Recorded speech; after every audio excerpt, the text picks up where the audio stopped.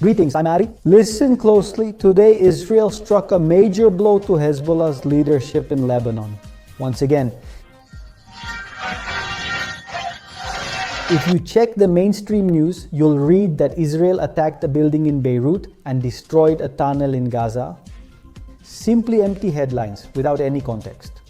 But there's a detail, a key name in the intelligence report that just came to light today right after the operation. And it connects what happened this Sunday in Lebanon with what happened a few decades ago in Yemen and Syria. We're talking about an operation that the Israeli Defense Forces named with a name full of irony, Operation Black Friday. And believe me, for the hierarchy of terror in the Middle East, the discount has been 100%. But that's not all. While this was happening in Beirut, in the south, in Rafah, in the Gaza Strip, something has been discovered that is hard to believe. And I want you to pay attention to me because this directly involves the United Nations. They have found the exact place where one of the hostages was held, who unfortunately was handed over dead a few days ago.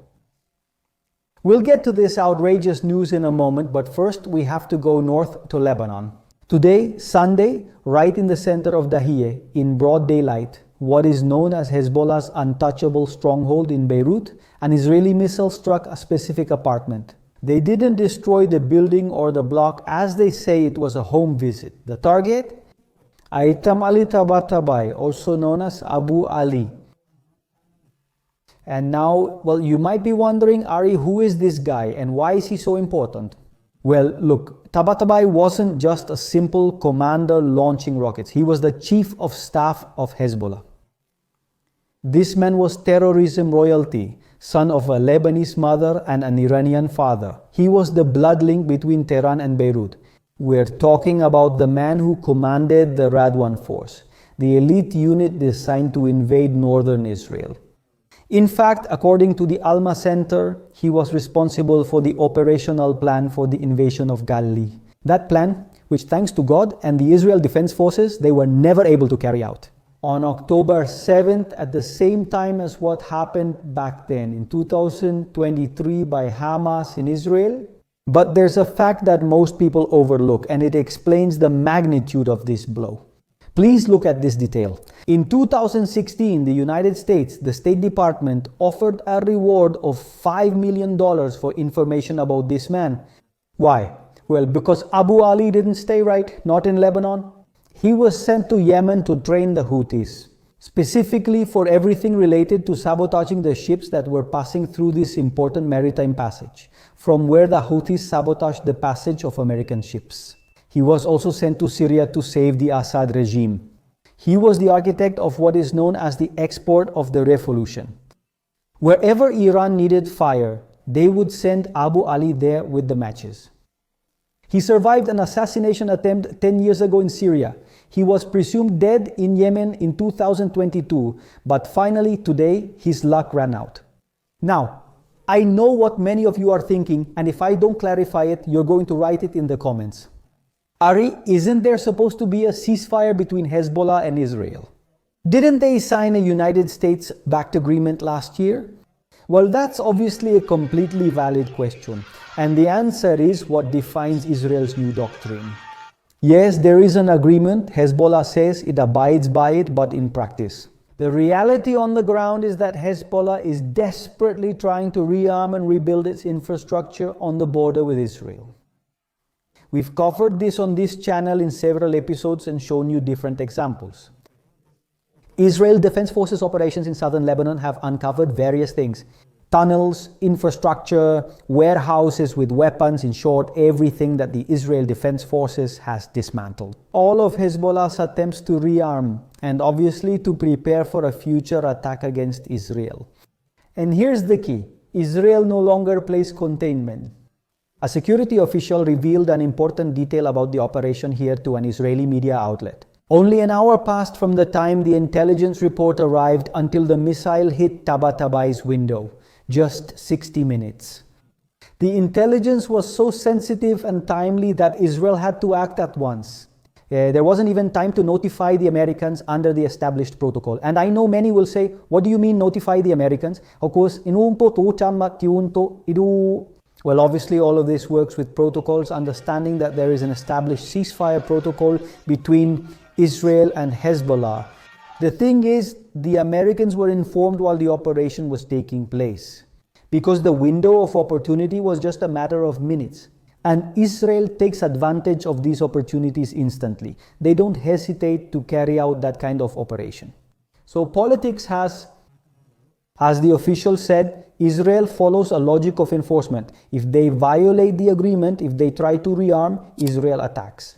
Anywhere, anytime. For its part, Hezbollah has already commented on today's attack. Mahmoud Koumati, Vice President of Hezbollah's Political Council, made a statement just a few moments ago, and he quoted verbatim.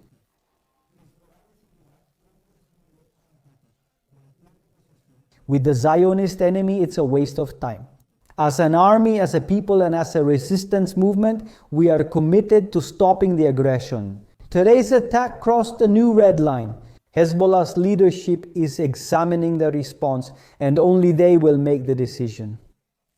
Alright, so we'll stay very alert. Even here in Israel, an alarm has been raised in various media outlets warning the north of the country near the border with Lebanon, so that they stay alert for a possible Hezbollah attack against this area of Israel. So we'll stay very alert and keep a close eye on how all of this develops, now that tensions with Hezbollah are heating up again. And let's leave Beirut smoldering and head down south to Gaza, specifically to Rafah. But first, let me give you an important invitation. I've created a new section on the channel which is a kind of mini documentaries about Hezbollah. Honestly, they're really good. The regular audience of this channel, I'm sure you're watching me, is used to the news I provide, like the news I'm giving today. These videos get a lot of views, but you're probably not used to this kind of series. Maybe you think it was news that didn't have any impact at the time and you haven't seen it. So I invite you to check out this new video format. They're short documentaries about Israel's remarkable missions. Honestly, they're worth watching. The visuals and the narration will surely seem very appealing to you. At the end of this video, you'll find a small thumbnail with the latest mini documentary where I tell you how the rescue of the 4 hostages in Gaza by the Israeli Special Forces happened. A documentary that's not to be missed. You'll be impressed by how sophisticated Israeli intelligence operates, won't you? Of course, it's worthy of full-length movies. Go ahead and watch the video. If you enjoy it, leave a comment and let me know. Because if I really see that people are enjoying them, then what I'll do is release at least one a week. The documentary I published just 2 days ago is called Israel's Suicide Mission. 4 hostages, daylight, and a fallen hero. I tell you the whole story of how they infiltrated broad daylight into the center of Gaza. So watch it and let me know what you think. If a child screams or a guard spots a weapon, they die. Alright, then let's go to the south of Israel. Because if what's happening in the north is justice, what's happening in the south is a revelation that should shame the entire world. In recent days, the Israel Defense Forces has uncovered one of the largest tunnels ever found in all of Gaza. I'm sure you think like I do, and now the question comes to your mind. But if Israel has spent the last 2 years dismantling all the tunnels in Gaza, how? So they find another one? Well, that's absolutely valid, but just think about it for a moment. A tunnel, no matter how long it seems, only has a few entrances and exits, and they're no more than 1.5 meters in diameter. These entrances, these exits, and cleverly, he never really managed to hide them very well. So the only way to find a tunnel is literally by stumbling upon it, by finding its entrances and exits. Unless they're very shallow, meaning the tunnels aren't that deep. Well, Israel has technology to study the ground about 5 or 6 meters underground, but in this case, it's different. I want you to picture this. 7 kilometers long and an astonishing 25 meters deep. Literally, a colossal tunnel that contained 80 hideouts and all kinds of rooms. To give you an idea, 7 kilometers is almost the length of crossing the entire downtown of a capital city. Literally, it's a city beneath a city. But what hurts isn't the engineering or the billions of dollars that were spent on all this infrastructure of terror. What hurts the most is what they found inside. In this underground complex, the troops found forensic evidence that the body of Lieutenant was held there. Adar Goldin, who was kidnapped by Hamas in 2014, was recently returned dead by the terrorist group a few days ago as part of the latest agreement with Israel. Forensic reports also found evidence of other kidnapped people. For years, the Goldin family had pleaded, had traveled to the United Nations to ask for mediation so their son could be returned. And it turns out their son was under the feet of those who were supposed to protect the civilians. And here comes the fact that destroys any humanitarian narrative about Hamas. Where did this tunnel go through? The military report is clear.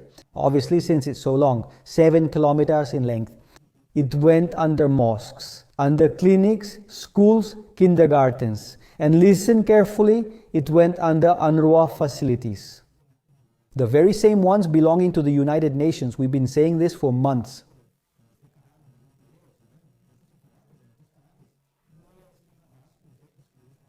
Which is that the international infrastructure in Gaza is the infrastructure of Hamas.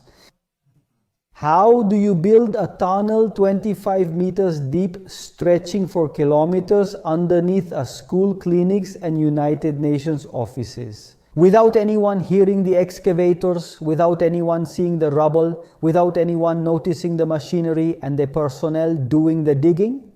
This is literally impossible. The complicity is total. And the situation right now in that tunnel is like something out of a movie.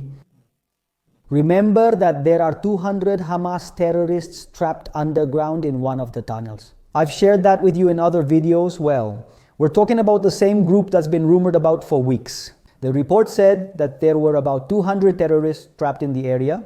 Current intelligence confirms that the hardcore would be about 80 other sources, say 120. The truth is, it's hard to know exactly how many there are. The truth is that they're holed up right now in this tunnel or in this 7-kilometer mega tunnel surrounded and with no way out. Remember that the tunnel was found on the Israeli side. That is behind the yellow line where Israel has absolute control. All the entrances and exits of this tunnel are within the area that Israel is currently guarding. A few days ago, I told you that this group requested mediation in order to leave through a safe passage. They wanted Israel to let them leave so they could surrender and go to another area. They even asked to be moved to other countries. 2 years ago, Israel might have negotiated, but today the answer is clear on the ground. 5 of them tried to stick their heads out yesterday to leave, and they were eliminated instantly. Israel is at its limit with the games of Hamas. The Minister of Defense made it very clear. Israel is tired of remaining silent in the face of terrorism. There is no more patience for double games. It's that simple. And right there in Gaza, in the north, Ala Adade, the head of supplies who moved weapons from the barracks to the battalions, was eliminated yesterday. Israel tracked him with intelligence, drones, spies, and so on, and at the right moment, they eliminated him. So this is a systematic dismantling, from the $5 million general in Beirut to the logistics officer in Rafah. The final takeaway is this: Israel's Black Friday isn't a sale, it's a bill that piled up over years of impunity. Years of looking the other way while they dug tunnels under schools, and years of allowing Iranian generals to stroll around Beirut. That era is over. Chitaba thought he was safe in a safe house in the Dahiyeh. Was he wrong? If the terrorists in the Rafah tunnel think the United Nations is going to save them, they're also wrong. Israel's security no longer relies on documents signed in Geneva or New York. It depends on precise intelligence and the willingness to act in these windows of time that can happen at any moment. Allow me to extend a very important invitation. If you are someone who enjoys listening to spiritual music, the kind that nourishes your soul while you change, cook, exercise, work, or just as a pastime to recharge your spirit, I invite you to check out the Omora Music channel. Omora with a double M, Omora Music. After this video, check out the channel and subscribe. You'll like it, trust me. If you appreciate this analysis, don't leave without giving it a like. Subscribe to the channel and turn on the notification bell. See you!